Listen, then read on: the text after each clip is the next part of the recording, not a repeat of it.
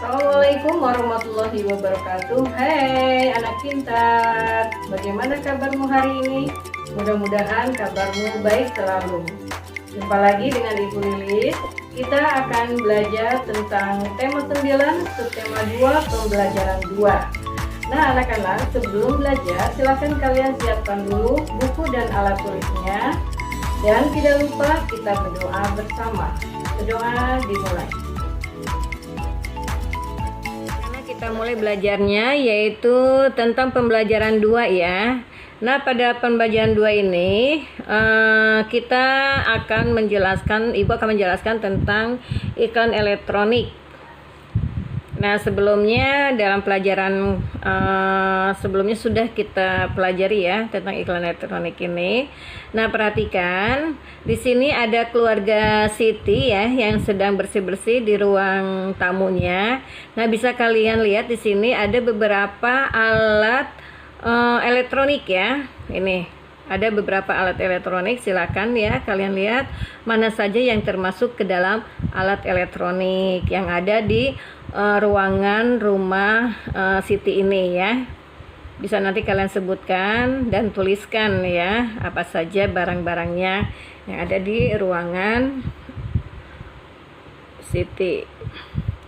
Nah, di sini yang tadi lihat kita ada televisi ya.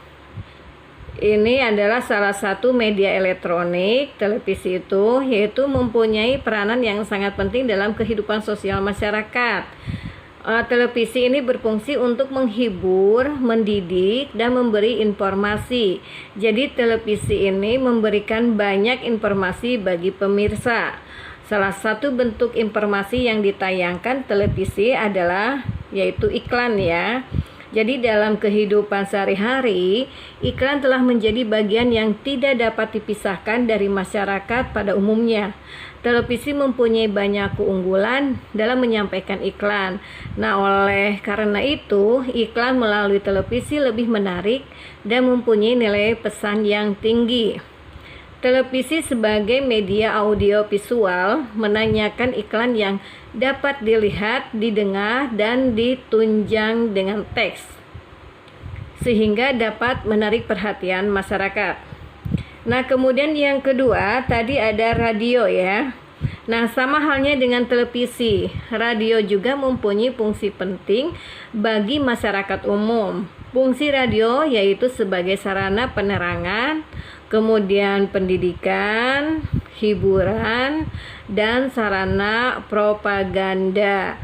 Bukti bahwa radio mempunyai fungsi sebagai sarana propaganda terlihat dalam banyaknya pemasangan, yaitu pemasangan iklan yang memilih siaran radio sebagai sarana pemasangan iklannya.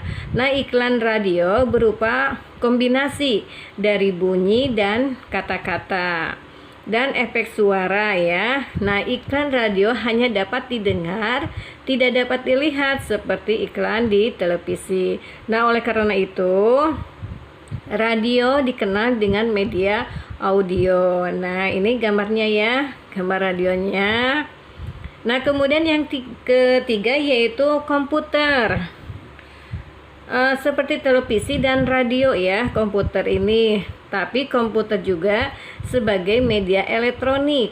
Komputer adalah suatu alat elektronik yang mampu melakukan beberapa tugas. Komputer mampu menerima input, memproses input sesuai dengan instruksi yang diberikan. Kemudian dapat juga menyimpan perintah-perintah dan hasil pengolahannya serta menyediakan output dalam bentuk informasi. Nah, ketika dihubungkan dengan layanan internet, komputer bisa menjadi sarana promosi atau iklan bisnis. Banyak perusahaan besar atau pribadi atau pengusaha yang menggunakan layanan internet di komputernya untuk mempromosikan atau mengiklankan produknya. Layanan internet di komputer sebagai sarana promosi atau iklan dapat menjangkau wilayah yang sangat luas dengan biaya murah. Nah, ini contohnya ya. Di sini ada gambar laptop ya.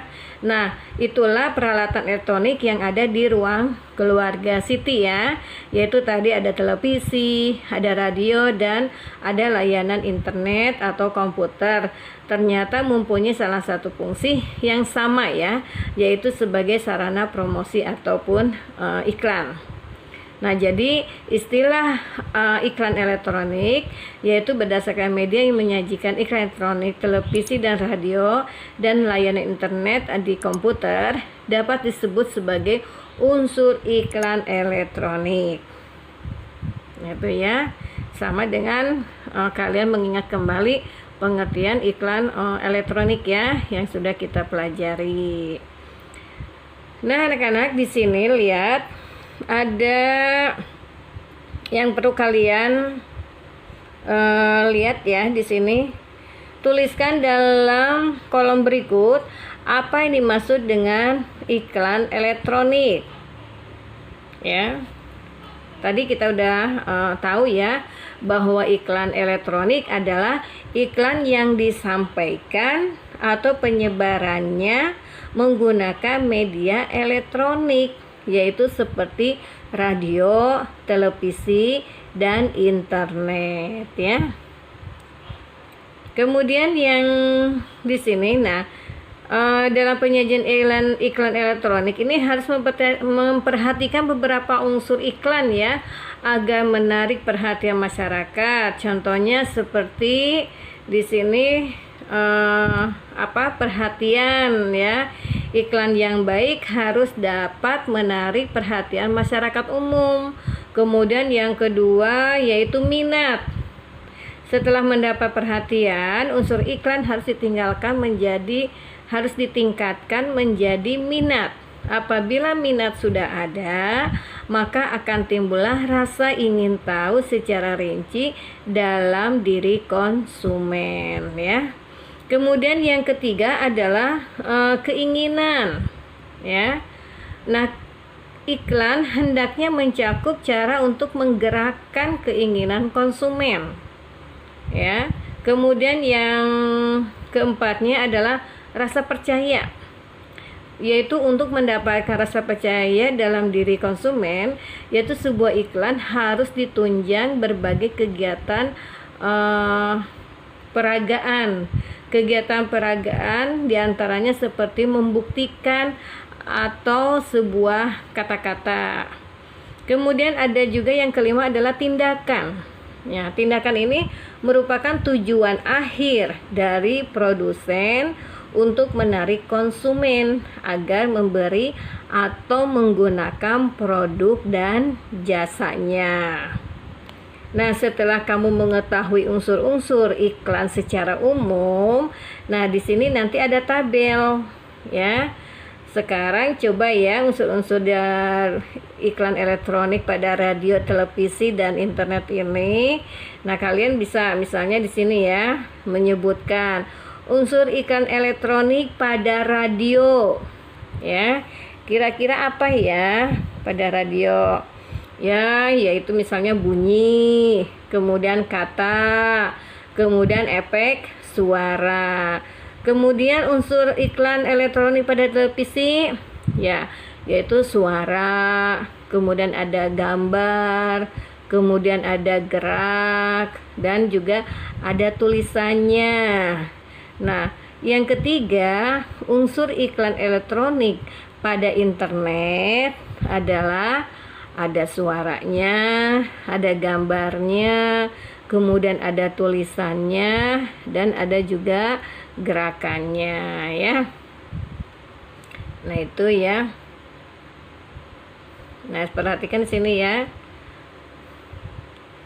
Kalian perhatikan gambarnya. Coba kalian bisa berpendapat ya atau menilai iklan tersebut.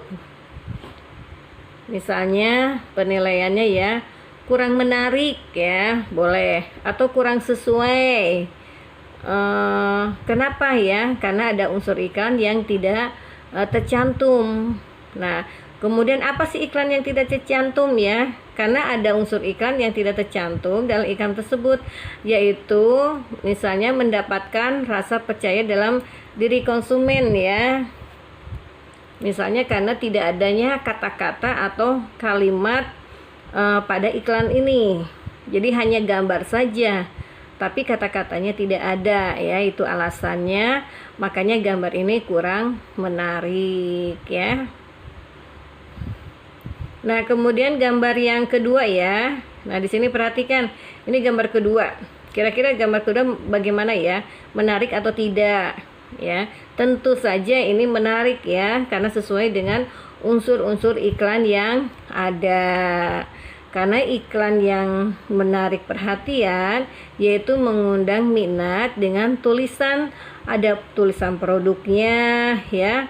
Kemudian juga ini ada manfaatnya ya dari iklan tersebut apa. Dan ini bisa menumbuhkan kepercayaan konsumen ya yang membacanya dengan kata-kata yang ada di dalam iklan ini. Jadi nanti konsumen akan tertarik dan akan mencoba untuk membelinya ya. Nah, itu. Kemudian gambar yang ketiga ya. Di sini ada gambar ketiga. Nah, ini gambar ketiganya ya. Kira-kira bagaimana menurut kamu, apa menarik atau tidak? Nah, di sini kalau misalnya kurang menarik, alasannya apa ya? Yaitu misalnya di sini ada salah satu unsur yang tidak dicantumkan ya, yaitu kurang menarik. Ya, jadi misalnya ada tidak ada penjelasan ya yang lebih rinci dengan iklan ini. Jadi orang yang melihatnya kurang tertarik ya. Nah, itu ya. Nah, bisa nanti kalian isi ya. Nah, di sini kemudian ya, ini masih cerita Siti ya. Nah, di sini ya, Siti sedang mempraktekkan ya, yaitu membuat adonan bakwan ya. Nah, kemudian di sini ya bisa juga contohnya di sini iklan tentang minuman ya. Nah, di sini lihat, perhatikan ya. Ini ada air dalam gelas. Pada gambar ini hanya terdiri atas satu zat, yaitu zat mineral. Air dalam gelas tersebut tidak berubah rasa dan tidak berubah bentuk. Oleh karena itu, air putih dalam gelas tersebut merupakan yang disebut dengan zat tunggal ya, karena tidak ada perubahan ya. Kemudian kalau yang ini adalah es teh ya. Ini contoh campuran heterogen ya, yang sudah kita jelaskan awal pembelajaran ya, yaitu bisa dengan perasan jeruk nipis dan sebagainya ya. Kemudian perhatikan yang ini gambar ya. Ini ada gambar yang mempunyai endapan kopi ya, yang tidak larut. Nah, ini ya. Kemudian sama ini juga ya, teh manis ya. Ini teh manis juga, ini merupakan perpaduan 3 materi ya, yaitu air, kemudian ada teh dan ada gula putihnya ya. Nah, di sini nanti tampak campuran merata atau sempurna ya. Nanti gula dan tehnya di sini akan tercampur. Ini termasuk ke dalam zat campuran homogen ya.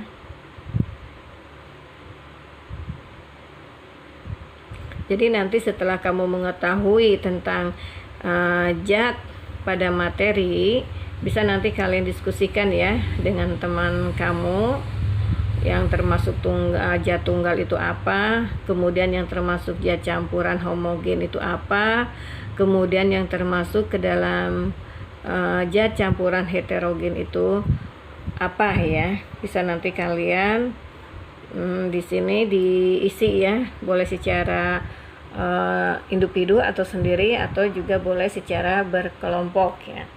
Misalnya saja di sini nama anggotanya siapa, silakan hasil diskusinya apa. Kemudian di sini ada materi ya, materinya misalnya tentang zat tunggal atau boleh juga zat campuran ya. Nah di sini kita akan ambil materinya itu zat tunggal ya. Contohnya di sini ada satu air ya, kemudian ada emas murni ya 24 karat itu, kemudian ada timah, ada tembaga, ada gula murni ya, ada garam dapur, baking soda, besi dan sebagainya. Nah nanti kalian bisa tuliskan di sini ya, karena komposisi konstan atau tetap dan memiliki sifat yang sama ya. Nah jadi yang tadi disebutkan itu mempunyai sifat yang sama. Kemudian contohnya misalnya kamu mau materinya zat campuran homogen ya, silakan ya. Di sini misalnya terdiri dari air garam, sirup udara ya, perunggu kuningan, kemudian emas putih, cuka, baja dan sebagainya. Kemudian alasannya apa ya? Bisa karena tidak terlihat lagi batas-batas antara zat-zat yang dicampurkan, atau mungkin karena materi-materi penyusunnya berintegrasi namun tidak membentuk zat baru ya. Atau mungkin kalian mau membuat materi yaitu tentang zat campuran ya, atau zat campuran heterogen. Silakan ya, misalnya yaitu terdiri dari air kopi, es dawet, es campuran ya, dan sebagainya. Kemudian alasannya apa? Karena masih terlihat bidang batas antara zat-zat yang tercampur tersebut ya. Karena materi-materi penyusunnya itu tidak berintegrasi, sehingga dapat diamati dengan jelas materi penyusun dari campuran tersebut. Nah itu ya. Nah kemudian di sini perhatikan ya, kita ke pelajaran berikutnya yaitu tentang pola lantai. Ini udah dijelaskan ya sebelumnya tentang pola lantai. Jadi bentuk dari pola lantai tari yaitu ada yang vertikal atau lurus, kemudian ada yang horizontal ya, kemudian ada yang diagonal ya. Nah kemudian juga ada yang melengkung atau melingkar ya. Nah di sini lihat gambar-gambarnya ya, banyak, perhatikan ya gambarnya. Ya nanti kalian bisa melihatnya dan bisa menentukan pola lantainya berbentuk apa ya. Nah ini ya bisa kalian perhatikan gambar-gambarnya. Nah di sini ada pola lantai vertikal atau lurus ya. Ciri pola lantai vertikal ini adalah penari berbentuk garis vertikal. Nah ini perhatikan gambarnya ada di buku kalian ya. Ini adalah bentuk vertikal atau lurus ya. Kemudian ada pola lantai diagonal. Ini ya, jadi penari berbaris berbentuk garis menyudut ke kanan atau ke kiri. Nah ini gambarnya, perhatikan ya. Kemudian ada juga pola lantai garis melengkung. Nah ini ya, berbentuk garis lingkaran pada lantai lengkung ular ya. Nah ini, nah contohnya gambarnya seperti ini ya. Nanti kalian bisa praktekkan ya di rumah sambil melihat, boleh di internet melihatnya atau di televisi ya, bisa nanti kalian ikuti.